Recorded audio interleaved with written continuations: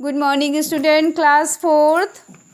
बेटा आप लोगों का हिंदी लिटरेचर का टर्न है, ठीक है। आप लोगों का हिंदी लिटरेचर मैं पढ़ा रही हूँ। हिंदी लिटरेचर में आपका चैप्टर 7 चल रहा था, ठीक है। चैप्टर 7 में मैंने आपको राष्ट्रीय पक्षी, राष्ट्रगान और राष्ट्रीय गीत सभी एक्सप्लेन करा दिया है, ठीक है। जनगण मन हमारा राष्ट्रगान है। इसे नोबेल पुरस्कार विजेता श्री रविन्द्रनाथ टैगोर जी ने लिखा था 24 जनवरी 1950 को। इसे राष्ट्रगान के रूप में स्वीकार किया गया। इसकी अपनी अलग धुन है जिसे राष्ट्रीय धुन कहते हैं। राष्ट्रीय धुन को बजाने में 52 सेकेंड लगते हैं। ये मैंने आपको बता चुके हैं, ठीक है, मैंने आपको बता दिया था। अब आता है राष्ट्रीय गीत। वंदे मातरम हमारा राष्ट्रीय गीत है। राष्ट्रगान क्या है? जनगण मन। आप ध्यान रखना, बहुत बच्चे इसी में कंफ्यूज हो जाते हैं। हमारा जनगण मन है राष्ट्रगान और वंदे मातरम है हमारा राष्ट्रीय गीत। इसे बंकिम चंद्र चटर्जी ने लिखा था। स्वतंत्रता आंदोलन के समय यह गीत बहुत गाया जाता था।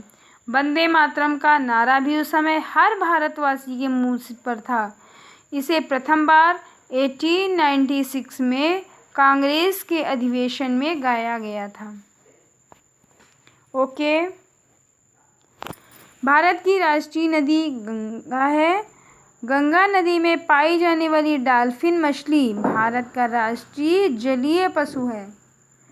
गंगा नदी में जो मछली है डॉल्फिन, वो हम लोगों की जलीय पशु है, ठीक है। उसको जलीय पशु कहा जाता है, राष्ट्रीय जलीय पशु। आपसे पूछा जा सकता है कि हमारी राष्ट्रीय जलीय पशु कौन सा है, तो डॉल्फिन है। ओके बच्चों, अब आप वर्ड मीनिंग पढ़िए।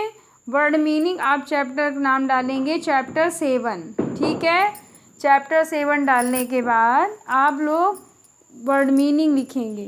वर्ड मीनिंग के बाद आप मौखिक क्वेश्चन है तो इनको जो इम्पोर्टेंट है उसको आप लिख लीजिए, और जो समझ में आ रहा है आप भूल जाएंगे, नहीं तो आप मौखिक ही तैयार कर लीजिए। ओके, ओरल आपको आ जाना चाहिए।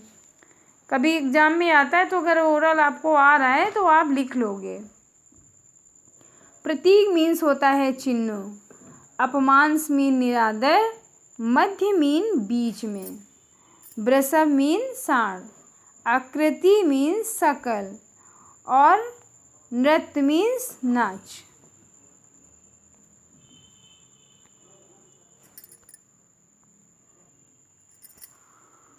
सम्मान मीन्स होता है आदर। ध्वज मीन झंडा। प्रगति तरक्की। विचित्र अनोखा। शक्तिशाली ताकतवर। अधिवेशन सामूहिक सभा। अधिवेशन मीन सामूहिक सभा।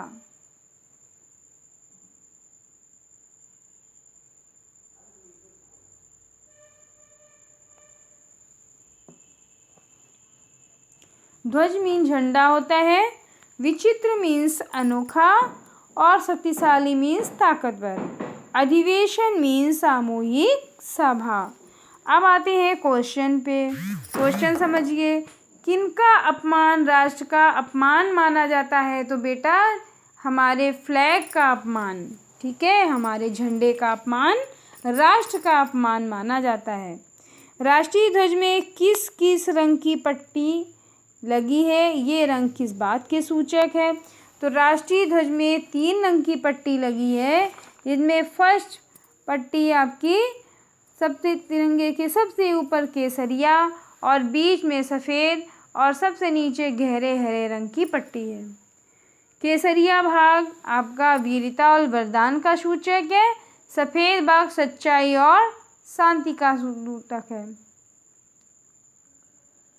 सफ़ेद भाग और सच्चाई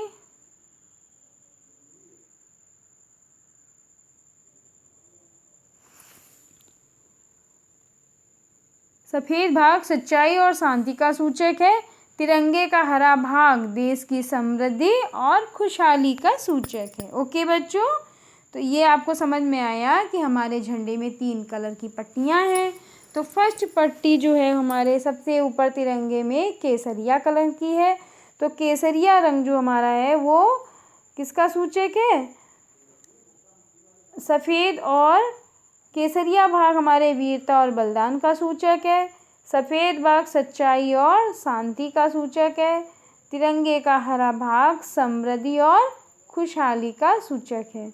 ओके बच्चों, सफ़ेद पट्टी पर नीले रंग का चक्र बना है। इस चक्र में 24 कमानियाँ जो प्रगति की सूचक हैं कि हमारा देश निरंतर 24 घंटे प्रगति के पथ पर तत्पर है, प्रगति के पथ पर निरंतर बढ़ रहा है। ओके, अब आता है आपका गा नंबर। राष्ट्रीय धुन को बजाने में कितना समय लगता है? तो राष्ट्रीय धुन को बजाने में 52 सेकेंड का समय लगता है। हमारे राष्ट्रीय प्रतीक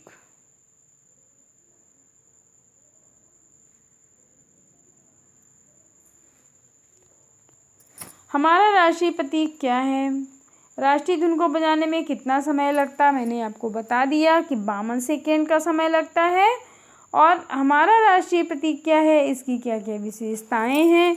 तो हमारा राष्ट्रीय प्रतीक है हमारा सम्राट अशोक द्वारा सारनाथ में बनवाए गए स्तंभ के ऊपरी भाग से लिया गया है, जिसमें 4 सिंह हैं जो पीठ मिलाकर खड़े हैं।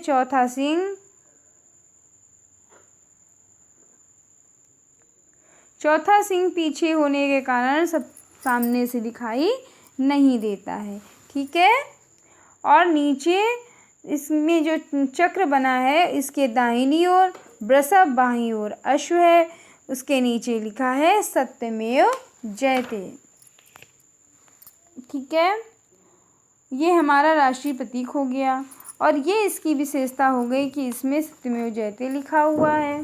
ठीक है, और इसके दाहिनी ओर वृषभ और बाईं ओर अश्व भी इसकी विशेषता है।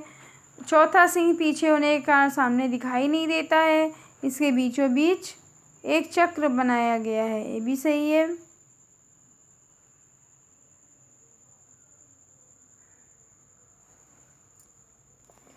वो विकल्पीय क्वेश्चन देखते हैं। उचित विकल्प पर उचित टिक करो। हमारे राष्ट्रीय ध्वज का चक्र किस रंग का है? तो हमारे राष्ट्रीय ध्वज का चक्र जो है वो किस कलर का है?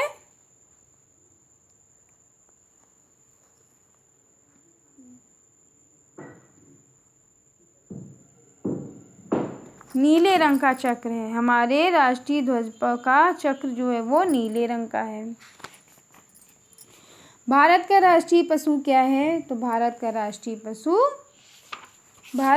राष्ट्रीय पशु बाघ है। ठीक है,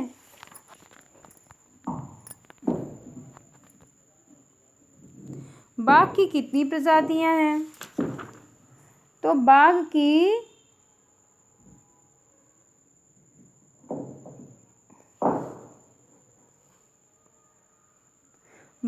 प्रजातियां 3000 के आसपास हैं। ठीक है, 3000 के आसपास है। अभी तक बाघ की 8 प्रजातियां हैं जो भारत में पाई जाती हैं और बाघों की संख्या है 3000। ठीक है, राष्ट्रीय पशु क्या है? बाघ है। और बाघ हमारा क्या है?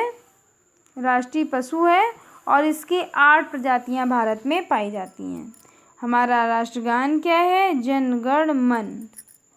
हमारा राष्ट्रगान जन गण मन है। हमारा राष्ट्रीय प्रतीक क्या है? इसकी क्या क्या विशेषताएं हैं?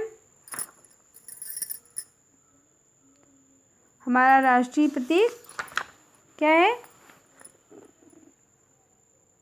ये जो चक्र है, अशोक चक्र प्रतीक सम्राट अशोक सार स्तंभ से बनवाए गए स्तंभ के ऊपरी भाग से लिया गया है। ये हमारे इसके 4 सिंह हैं।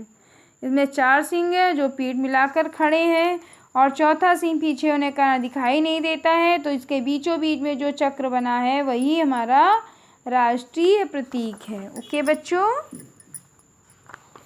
हमारा राष्ट्रगान हो गया, बाघ की प्रजातियां हो गई, तो बाघ की प्रजातियां कितनी है? 8 हैं। हमारा राष्ट्रीय पशु हो गया, पशु क्या है?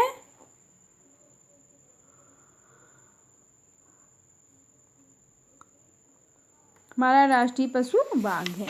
ओके बच्चों, आप लोग वीडियो को अच्छे से देखिए, रिवीजन करिए, क्वेश्चन तैयार करिए, एग्ज़ाम आपके आने वाले हैं। और इस चैप्टर डाल के और वर्ड मीनिंग लिखिए, प्लस वर्ड मीनिंग लिखने के बाद में आप FIB बुक में करेंगे, उचित विकल्प ये चूज़ द करेक्ट ऑप्शन, ये बुक में एक्सरसाइज करेंगे और सभी मुझे सेंड करेंगे। ओके बच्चों, ओके, हैव